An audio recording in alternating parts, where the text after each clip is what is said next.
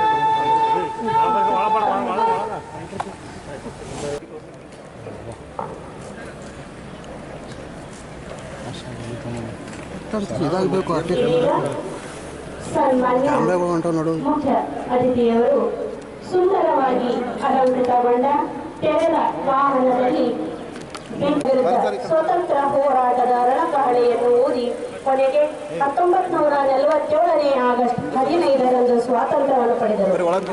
ನಾಯಕತ್ವದ ಅಗ್ನಿಶಾಮಕ ದಳದ ಪಡೆಯಿಂದ ಗೌರವ ವಂದನೆಯನ್ನು ಸ್ವೀಕರಿಸಿ ಮಾನ್ಯರ ಮುಂದಿನ ಪರಿವೀಕ್ಷಣೆಯು ಸ್ಮೃತಿ ಶಾಲೆಯ ಮಕ್ಕಳಿಂದ ಗೌರವ ವಂದನೆಯನ್ನು ಸ್ವೀಕರಿಸಿ ಮಾನ್ಯರ ಮುಂದಿನ ಪರಿವೀಕ್ಷಣೆಯು ಶ್ರೀ ಬಸವರಾಜ್ PSI ಅವರ ನಾಯಕತ್ವದ ಸಿಟಿ ಸಿವಿಲ್ ಹಾಗೂ ಕುಮಾರಿ ಕೋಮಲ್ ನಾಯಕತ್ವದ ಕಸ್ತೂರ್ಬಾ ಗಾಂಧಿ ಮಕ್ಕಳಿಂದ ಗೌರವ ಮಹಿಳಾ ಕಡೆಯಿಂದ ಗೌರವ ವಂದನೆಯನ್ನು ಸ್ವೀಕರಿಸುತ್ತಿದ್ದಾರೆ.